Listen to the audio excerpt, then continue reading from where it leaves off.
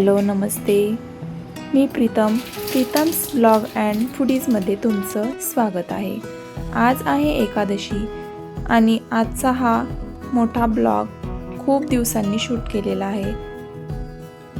खूप दिवसांच्या गॅपनंतर आज हा ब्लॉग शूट करण्याचं कारण असं आहे की आज एकादशी आहे आणि त्यामुळे एकादशीचं पण महत्त्व तुम्हाला सांगता येईल आणि आम्ही आज दिवसभरात काय काय केलं आहे ते पण तुमच्यासोबत शेअर करता येईल। चला तर मग सुरुवात झाली आहे सकाळच्या शुभ दिवसापासून। मंडळी, आजचा दिवस प्रत्येक वारकऱ्यासाठी आणि विठ्ठल भक्तांसाठी खूप खास आहे। आज आहे आषाढी एकादशी। महाराष्ट्रातील लाखो वारकरी अनेक दिवस पायी चालत पंढरपूरला पोहोचतात आणि विठुरायाच्या दर्शनाने आपल्या वारीची सांगता करतात। ज्ञानोबा तुकारामच्या जयघोषाने संपूर्ण महाराष्ट्र भक्तिमय होऊन जातो। आज सकाळपासूनच आमच्या घरातही एक वेगळीच लगबग सुरू झाली आहे। घराची स्वच्छता, देवाची पूजा आणि उपवासासाठी फराळ बनवण्याची तयारी सुरू झाली आहे। प्रत्येक पदार्थामध्ये केवळ चव नसते तर त्यामध्ये श्रद्धा, प्रेम आणि भक्तीही मिसळलेली असते। आज आम्ही उपवासासाठी स्वादिष्ट फराळ बनवत आहोत। स्वयंपाक करताना मनात सतत विठ्ठलाचं नामस्मरण सुरू आहे, कारण आपल्या संस्कृतीत अन्न बनवणं हे देखील एक प्रकारचं पूजनच मानलं जातं।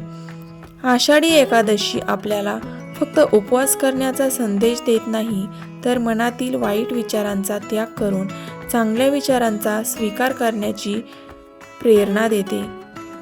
इकडे माझी एक एक कामं करण्याचं चालू आहे आणि सकाळी सकाळी शेंगदाणे वगैरे भाजून घेतले। त्यानंतर शिवांशची पण झोप झालेली आहे। शिवांशची झोप झाली की तो जागा झाला की झोळीतून लगेचच खाली येतो। मग खाली आल्यावर शिवान्यापाशी झोपला आणि त्यानंतर मग त्याला दूध वगैरे पाजलं आणि बघा इकडे खेळत आहे। त्यानंतर मी चहा पण करायला ठेवलेला आहे। बाकीचे सगळे झोपलेले होते पण मुलं उठलेली होती आणि त्यामुळे म्हटलं चहा करून घ्यावं।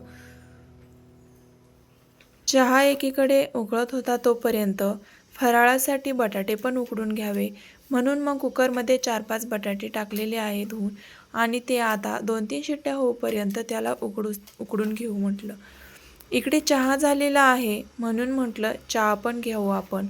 मग चहा घेतला, शिवांशला पण थोडंसं खायला दिलं आणि त्यानंतर मग इकडे ना दूधवाला पण आलेला होता। मग दूध आणलं आणि ती पिशवी कट करून दूध एका पातेल्यामध्ये गाळून घेतलं आणि ते तापायला पण ठेवून दिलं।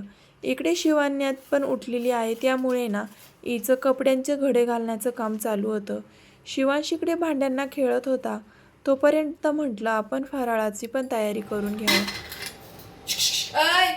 शिवान्याचे पप्पा पण उठलेले होते, मग ते म्हटले पटपट आवरा, म्हणून मग इकडे आम्ही ना खिचडीची तयारी केलेली आहे। बटाटे पण मस्त असे उकडलेले आहेत। गॅसवर कढई तापायला ठेवलेली आहे, त्यामध्ये ना शेंगदाणा तेल आणलेलं होतं ते थोडंसं टाकून घेतलेलं आहे आणि मिरच्या आणि शेंगदाण्याचा कूट करून घेतलेला होता तो त्या तेलामध्ये परतून घेतलेला आहे। तो छान असा परतूपर्यंत इकडे बटाटे सोलायला घेतलेले आहे। बटाटे खूपच गरम होते पण कसं बसं त्याला सोलून घेतलेलं आहे। आता ना नंतर उशीरच झालेला होता पण काय पटपट आवरायचं होतं कारण टिफिन पण द्यायचा होता।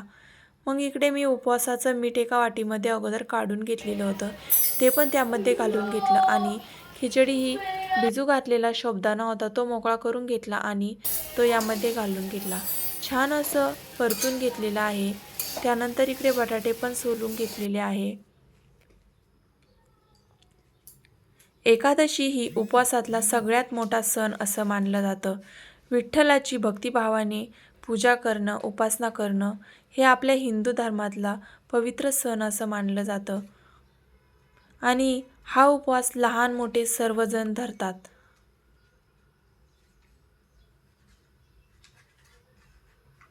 इकडे ना माझी खिचडी पण तयार होत आहे।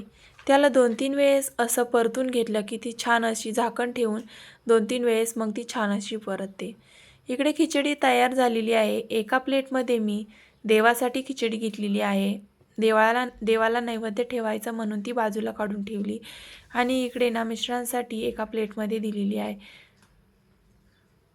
इकडे देवाला नैवेद्य ठेवलेला आहे आणि देवाचं पाया पडून झाल्यावर इकडे बघा शिवान्या आणि शिवांश खिचडीच्या कसे पुढे बसलेले आहे.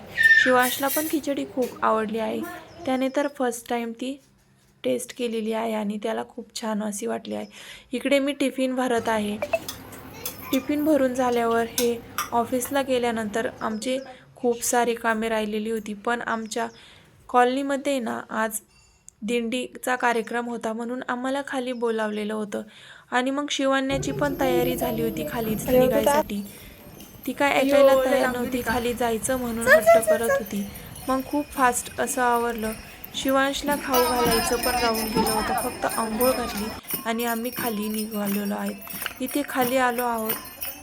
बघा इकडे दिंडीचा खूप छान असा कार्यक्रम चालू होता. महिला मंडळी इकडे फुगाड्या वगैरे खेळत आहे आणि इकडे पण सगळेजण असा फेर घेऊन नाचत आहेत. खूप छान असं दृश्य होतं. आम्ही पण यामध्ये सहभागी होऊन आनंद घेतलेला आहे. इथं विठ्ठल रुक्मिणीची मूर्ती या पालखीमध्ये ठेवून लहान मुलांनी ही पालखी उचलून घेतलेली आहे आणि मिरवणूक काढत काढत खूप लांबवर आम्ही चालत गेलेलो होतो. इथे खूप छान असं वाटलं.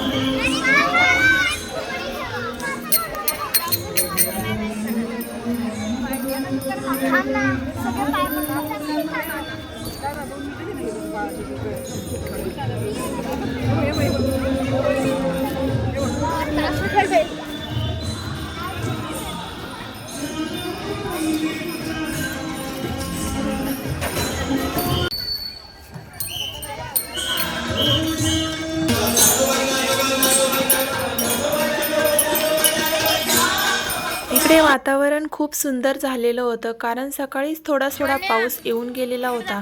त्यामुळे खूप छान असं वातावरण झालेलं होतं.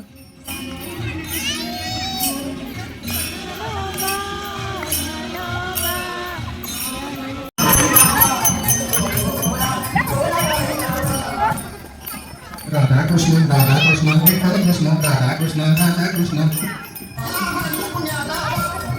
राधा कृष्ण राधा कृष्ण राधा कृष्ण राधा कृष्ण राधा कृष्ण राधा कृष्ण राधा कृष्ण राधा कृष्ण विठ्ठल कृष्ण राधा कृष्ण राधा कृष्ण राधा कृष्ण.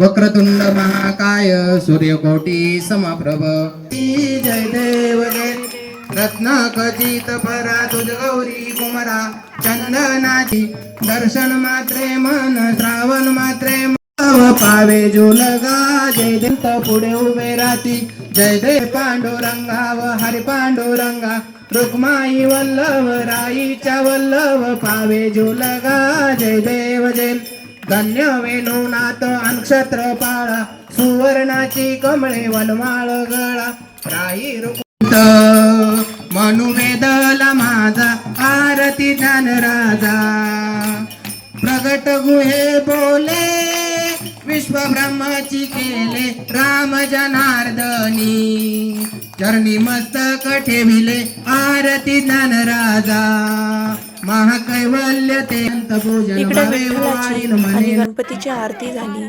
त्यानंतर आम्ही ना इथे दर्शन वगैरे घेतलेले आहे. शिवान्याला आणि बाळाला दर्शन पण घडवलेलं आहे. त्यानंतर आम्ही एका ठिकाणी बसून घेतलेलं आहे आणि इकडे प्रसादाचं वाटप चालू होतं. इथे केळी वगैरे आणि इकडे राजगिऱ्याचे लाडू पण चक्की आणि सगळं मस्त सगळ्यांना वाटून झालेलं आहे. हा प्रसाद खूप छान होता. इथे येऊन आम्हाला तर खूपच छान वाटलं होतं. या व्हिडिओचा हा फर्स्ट पार्ट आहे आणि सेकंड पार्ट बघायचा असेल तर आपल्या चॅनलला सबस्क्राईब करून घ्या. बाय.